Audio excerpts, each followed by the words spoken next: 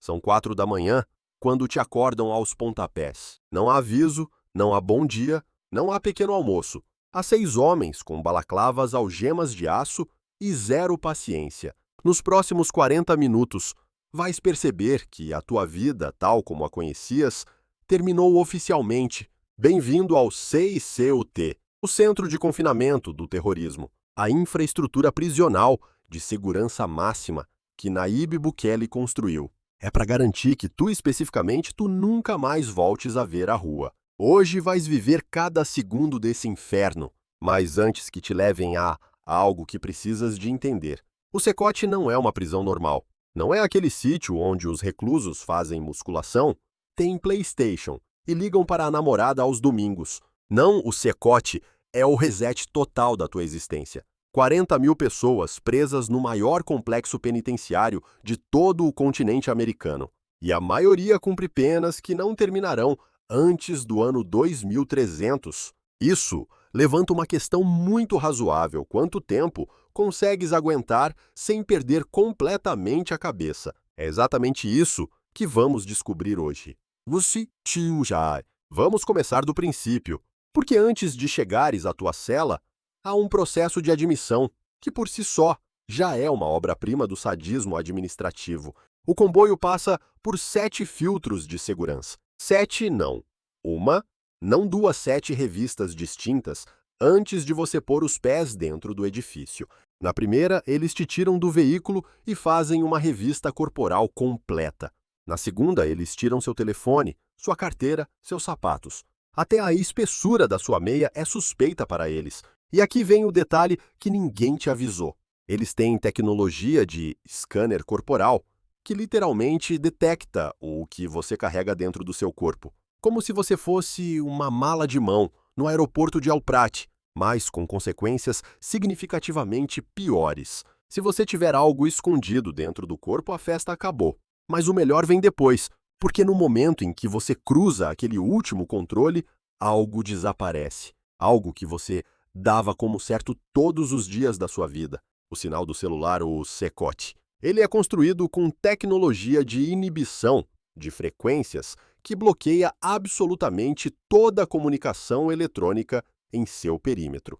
Seu telefone não serve para nada. Os drones que voam por perto perdem o sinal e caem na floresta. Você está no sentido mais literal possível, desconectado do mundo exterior. Seus pais não sabem onde você está, seus amigos também não. Isso, curiosamente, é apenas o lobby. Agora sim a cela.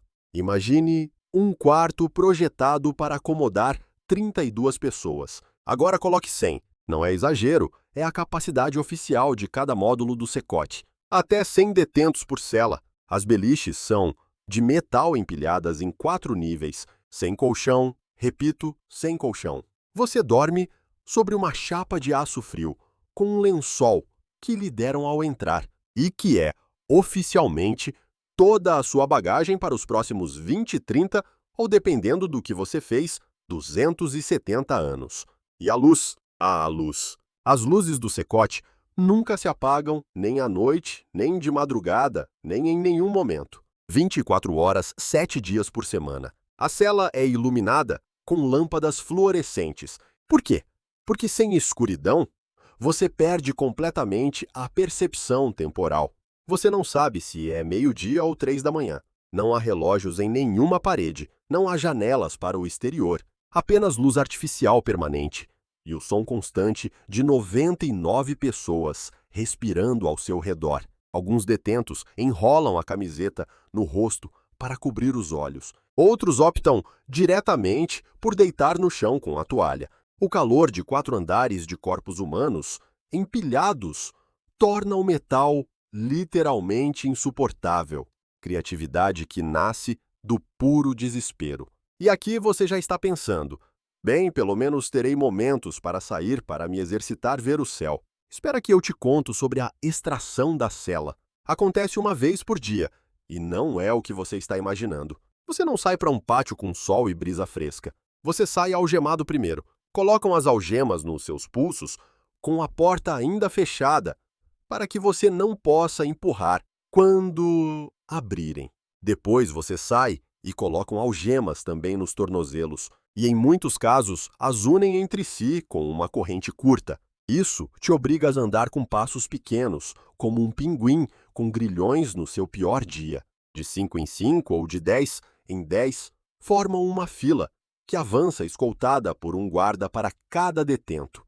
Todos os guardas vão com o rosto coberto, não por drama cinematográfico nem por mistério, mas porque muitos deles vivem nos mesmos bairros que antes eram controlados pelas gangues. Preferem que suas famílias não paguem o preço do que fazem aqui. Uma vez na área designada, tiram as algemas de você. Você tem um tempo para se mover, se alongar, lembrar como é ter as mãos livres. Depois de volta à cela, é só isso. Essa é a sua janela diária para o mundo. Um dos guardas que documentou uma extração. Ele contou que aquele pequeno grupo que você vê ali, fazendo flexões em silêncio, aquele grupo de 20 pessoas, é provavelmente responsável direta ou indiretamente por mais de 200 homicídios. 200 e eles estão fazendo flexões, mas há algo que ainda não te contei e que muda completamente como você entende tudo o que foi dito antes. Algo relacionado com o que acontece quando os detentos se comportam mal dentro do Secote. O que encontrei ao entrar naquela cela de isolamento foi uma das experiências mais claustrofóbicas que você pode imaginar. E eu te conto agora, a cela de isolamento não é um castigo, é uma declaração filosófica sobre o que significa ficar sozinho com a sua própria cabeça, sem escapatória possível.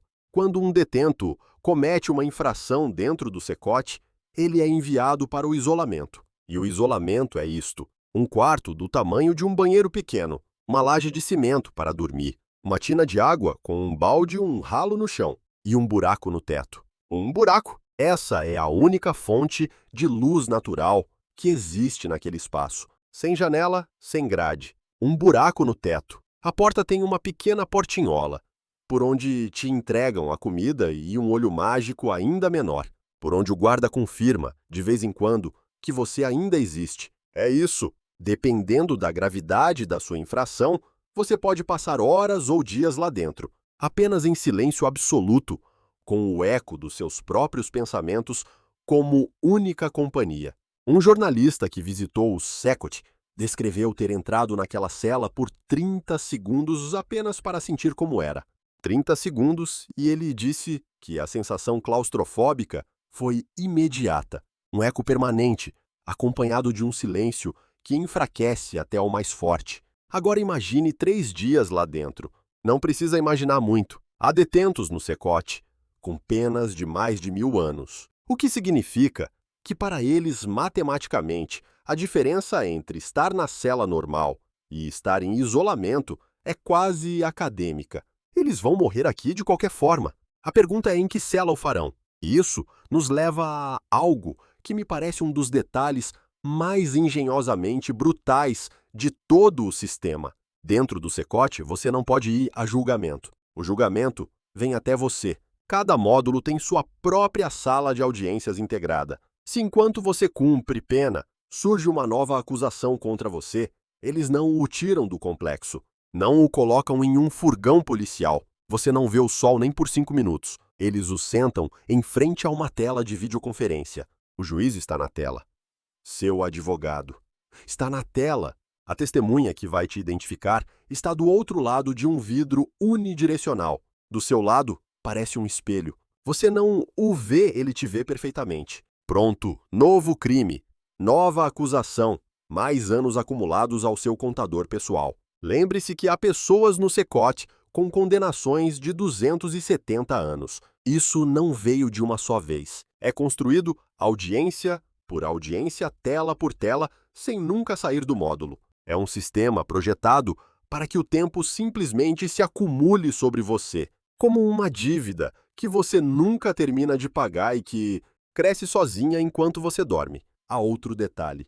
Quando ouvi, tive que reler 2 vezes. O chão entre as zonas do Secote é construído com pedras irregulares de propósito. Não foi por estética, nem porque o arquiteto tivesse bom gosto em materiais. Foi para que, se alguém tentasse escapar, cada passo fizesse barulho. O barulho é o sistema de alarme em uma prisão. Já tem muros de 9 metros de concreto, 3 metros de cerca eletrificada por cima que derrubam os drones do céu. E 7 filtros de acesso. O chão também trabalha para que você não saia. Absolutamente tudo naquele edifício tem um propósito concreto. Vamos falar da comida. A alimentação no Secote é outro capítulo à parte. E diz muito sobre a filosofia do lugar. 3 refeições por dia, café da manhã, almoço e jantar. O café da manhã e o jantar são sempre os mesmos arroz, com feijão creme e 2 tortilhas. Ao meio-dia, às vezes a massa ou arroz com alguma variação. Frango nunca carne vermelha. Também não, isso não existe aqui. Cada prato é pesado numa balança antes de ser servido. Tem que marcar exatamente 1 libra, nem mais nem menos. E aqui vem a parte que me parece mais simbolicamente precisa de todo o sistema. Não há distinção alguma por patente e dá de tempo de pena, cumprido nem comportamento. O fundador histórico da M, esse 13, come exatamente o mesmo que o último recruta que entrou ontem. 1 libra de feijão com arroz todos os dias para o resto da sua vida. Os pratos são deixados fora das grades e os próprios reclusos os distribuem entre si pelas passarelas superiores. Os guardas vigiam para que a distribuição seja equitativa e ninguém fique sem comer. Ao terminar, lavam a louça e a deixam lá. Essa mesma água eles usam também para se higienizar. Eficiência absoluta. Minimalismo levado ao seu extremo lógico. E enquanto come, lembre-se, você não tem talheres de metal. Você não tem faca, nem qualquer objeto que possa se tornar uma arma. Cada elemento da rotina diária é projetado para eliminar qualquer possibilidade de ferir alguém. Guarde esta informação por 1 segundo, porque é daquelas que reconfiguram como você vê tudo o que veio antes. Dentro do setor, convivem nas mesmas celas membros da Mara Salvatrucha e da gangue de Eciocho. São organizações que se massacraram mutuamente durante décadas em El Salvador, inimigos históricos. Pessoas que dedicaram anos a eliminar o outro agora compartilham beliche. Não é acidental, é uma decisão estratégica deliberada. O sistema os mistura de propósito. A mensagem é clara que sua gangue não existe. Sua identidade, seu posto, sua reputação, sua história, tudo isso ficou na porta. Aqui todos são a mesma coisa. O número 1, uniforme idêntico. 1 libra de feijão por dia, vários guardas. Eles descreveram que, no início, a tensão era palpável, mas com o tempo preso sem saída, sem hierarquias para defender algo, acontece. Não é exatamente amizade, mas sim uma espécie de acordo tácito de sobrevivência. Uma paz forçada que Bukele vem exibindo há anos. Acontece que quando não há território para defender, não há produto para movimentar, nem ninguém para recrutar. A guerra de gangues perde bastante sentido operacional. E agora vem o mais perturbador de tudo o que vimos no setor. Não a cela de isolamento, não as condenações de 1000 anos, não os feijões eternos, mas sim as conversas diretas com os detentos, especificamente o que eles respondem quando lhes perguntas se arrependem. Marvin Storr Medrano Vasquez, 42 anos, fundador de uma célula da M, esse 13, 3 anos no setor e muitos mais pela frente. Quando lhe perguntam como ele chegou até aqui, Marvin explica com uma calma que é mais inquietante do que qualquer grito. Ele diz que aos 18 anos mataram a mãe dele. Ele se juntou à gangue por vingança.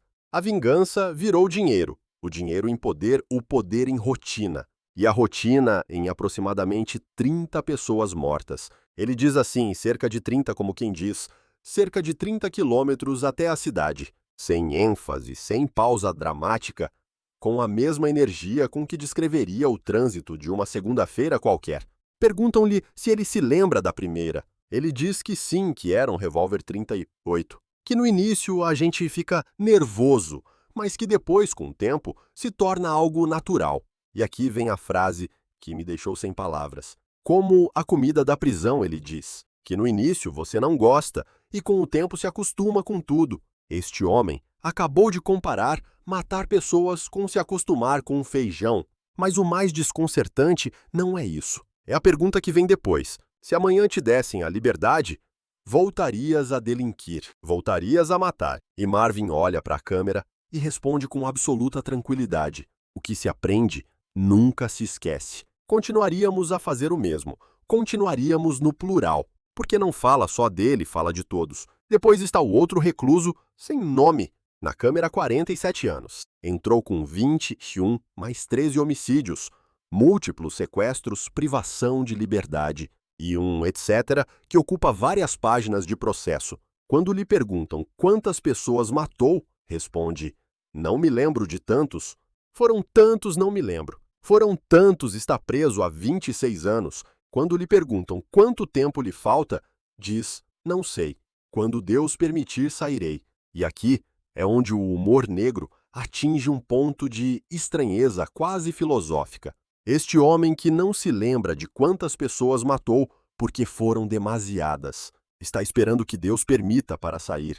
Há algo quase poético nisso. Uma teologia muito particular. Uma fé verdadeiramente resistente. Mas o que ele diz com total clareza, e isso importa, é a sua mensagem para quem o escuta. Não se envolvam com grupos criminosos, porque as consequências são graves. Mesmo que lhes ofereçam o céu e a terra, isso é uma mentira do diabo. Um homem que não se lembra de quantas pessoas matou, dando-te conselhos de vida de uma cela do ceferezo, anote isso. Sejamos diretos por um momento. Há uma crítica legítima ao ceferezo que vale a pena mencionar. Organizações internacionais de direitos humanos documentaram que as condições de reclusão são extremamente duras e que algumas medidas, como a privação de visitas à luz permanente e o isolamento total, beiram ou excedem diretamente certos padrões internacionais estabelecidos. Entre os milhares de detidos durante o estado de exceção de Bukele, houve casos documentados de pessoas presas sem provas suficientes. Pessoas que não eram membros de gangues, mas tinham uma tatuagem, viviam no bairro errado ou foram denunciadas por um acerto de contas pessoal.